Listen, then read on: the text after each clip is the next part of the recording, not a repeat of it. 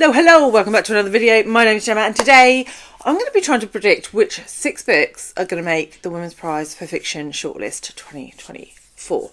So, if you are new, I love the Women's Prize. I have been reading books from the long list over the last however many weeks, and the shortlist is going to be announced on Wednesday the 24th.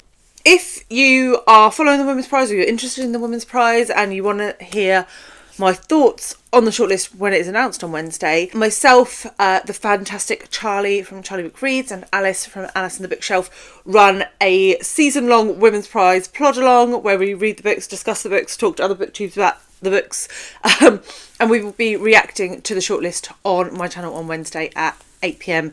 BST. So if you want to watch that, if you want to come join, share your thoughts, then we would love to have you. But let's see if I can predict what will make the list before it's announced. As some of you will know, I did not do a good job at predicting the long list. In fact, I did not get a single prediction right for the long list. However, let's see if we can turn that around for shortlist time.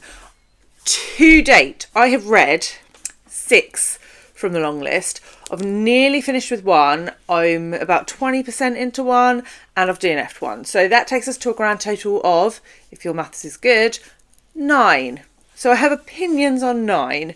And then there are 7 that I am yet to read, but obviously I am following along with people's reviews and thoughts, and there's a lot of chat and has been a lot of chat in the plot along to date. So I have a reasonable fix on what I think may or may not go through from the ones that I haven't read. So I thought the easiest way to start this would be to just rank what I've got through so far. I have provisionally ranked the ones I haven't finished, one of which I have really nearly finished. I've got like 15 pages left of it, so I think it's a fair for me to put that in. The other one I'm only about 20% in, so that has a lot of scope to move. But enough waffle. My bottom of the ranking table is obviously the one I DNF'd, which is Blue Beautiful World by Karen Lord, which is supposed to be sci-fi, but I didn't care about the characters. I thought the writing was average at best, and nothing happened in the first 20%, so I wasn't into it. So that's at the bottom of my list, and I would say I've put my top 4 from this rankings through to my shortlist prediction. So the top 4 will go through, and then 2 from the ones I haven't read. So in 8th, one that I hope does not get shortlisted is Western Lane by Chetna Maru. I did finish this, but quite frankly, I was bored. I thought it was really, really boring. So, yeah. In 7th, we have River East, River West by Aubrey Lescure. And I also didn't like this one. I thought it was fine. It ranks slightly higher than Western Lane because things actually happened in it, but not really in a way that I cared about. So, yeah. In at number 6, we have The Maiden by Kate Foster. And this was fun. It was a fun sort of historical murder mystery type thing. And yeah, it was pretty propulsive to read through, but I'm not a mystery person, so it didn't really tickle my pickle. So I wouldn't be fussed to see that one drop off at this point. In at number 5th, in at 5th in my rankings, and this one is a little more controversial. So we have Ordinary Human Failings by Megan Nolan. So I have done a solo review for this one. I'll leave it linked below, and I really, really liked this book. This was a really interesting look at society and stereotypes and family and secrets, and it was packaged together in a really innovative way, and I loved it. However, there are 3 authors on the long list that are Irish. Megan Nolan is one of them, and I think only one of them is going to make it through. My rationale for that is that if you look at the long list, the judges picked a super diverse long list this year. We've got a lot of different cultures represented throughout the long list, and I think they will probably try and do the same in the short list. So I would be surprised if they then put more than one Irish book through, you know? And you'll know, some of you will already know which Irish book I'm backing. So that one sort of just losers out on my predicted shortlist, but was a fabulous book nevertheless. So then we get to the 4 that I've read that I think will make it through, or I'm partially reading. And the first is the one that I'm only about 20% in, and that's Brotherless Nights.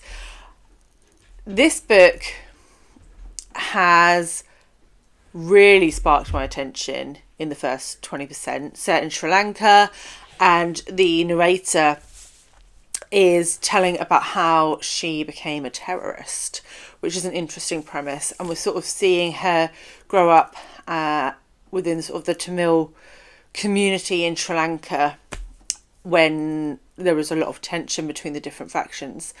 And yeah, it's super interesting. Like, the political backdrop stuff I find really fascinating, and it's not too overdone, but it's enough that I'm learning, and it's pretty violent already, I would say. There's a lot of violence or insinuation of violence. So yeah, I'm really intrigued to see where it goes. So like I say, I'm only 20% in. This could move up or down as I move through the book, but it's a strong start, and I have heard nothing but praise really for this book, so I'm going to put it in my shortlist.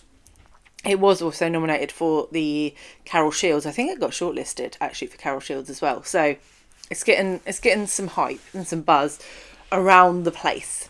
In at number 3, the book that I've very nearly finished, like literally I'm on like 95%, and that's In Defence of the Act by Effie Black. So this was a little pocket rocket of a book.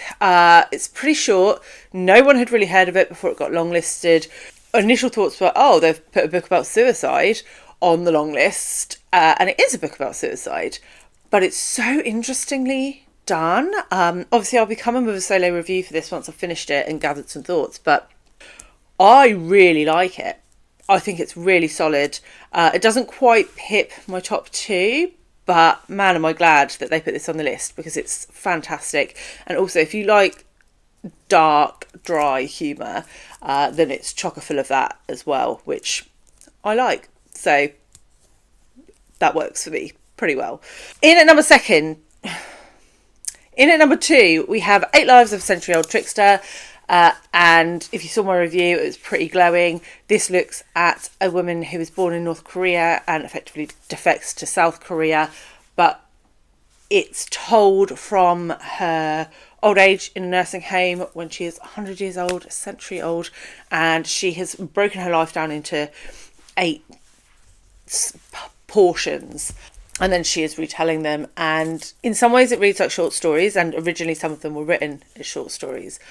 But the exploration of North Korean culture, of women in that time, of resilience, and there's also a multi-generational aspect to this as well. I just thought it was outstanding. I thought it was brilliantly constructed.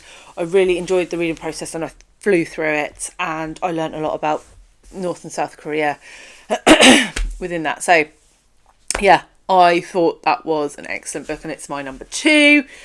And then number 1, of course, the Irish book that I was referring to earlier is Soldier Sailor by Claire Kilroy. A mother and son stream of conscious narrative, which sounds so dull, but was mind-blowing in every possible sense. And yeah, made me feel very, very seen as a mother. I would love to go for a drink with Claire Kilroy, because she clearly gets it. And yeah, like I say, I've got a glowing review below, and that is the one that if it doesn't make it through to the shortlist, I'm going to be so salty. That is my number 1 favourite. So yeah, judges, don't do a dirty on Soldier Sailor, okay? So those 4, Soldier Sailor, 8 Lives, In Defence of the Act, and Brotherless Night, are the 4 that I have read or am reading that I think will go through. So that leaves us with 7. There's The Wren by Anne Enright, Irish author. Don't think that will go through. Then we have Restless Dolly Maunder, which I'm generally hearing very lukewarm things about. People say it's a bit boring, or it's fine but just not mind-blowing. So I don't think that's going to go through either. Hangman, I'm not going to put that through, but I wouldn't be surprised to see it on the list. I'm hearing some interesting things from my Plod Along co-hosts, Alice and Charlie. They're desperate for me to read it because they've both read it in the last week or so. And I think the way it wraps up is really interesting. I think the whole book is like just makes no sense, and then the ending, something happens that brings it together or annoys you, or I don't know. I'm not sure, but I need to read it to find out. So if that one makes it through, I wouldn't be super surprised because it sounds very different in its approach. But it's not going to make my shortlist because, you know, I can only pick 6 and I have heard some negative things. A Trace of Sun, I don't think will make it through, though it is one I'm very, very interested to read. And the same for And Then She Fell. So, to be fair, most of these I'm probably going to read, regardless of whether they make it through, with the exception of the Wren, which I'm less interested in. So the 2 that I think are going to make it through are Nightbloom and Enter Ghost, from the ones I haven't read. I think Enter Ghost, because it discusses current issues, the issues of around Palestine, I think is a pretty safe bet. And Nightbloom, I'm hearing good things, and I like the cover. I really don't have a reason why I'm picking Nightbloom over the others. Just a gut feel, you know? So yeah, those are my 6 predictions. I would love to know which 6 you guys are predicting to make the shortlist and what your favourite has been so far. I know that this list has divided people quite a lot. Some people have loved it, some people have hated it, but I think for sure there's books on here that people would not have read and have read and loved, and that's the whole point for me. And it is tick those boxes certainly for me this year. So I am a happy bunny, and actually I think the ones I've got left are all pretty strong, with the exception of the Wren, because I just think I'm going to be really bored reading that. So yeah, I'd love to know your thoughts, and I would love it if you joined us at the Plod Along next week. If you're interested to see my review of Soldier Sailor, I will leave that here, and I will see you all very soon with another one. Bye guys.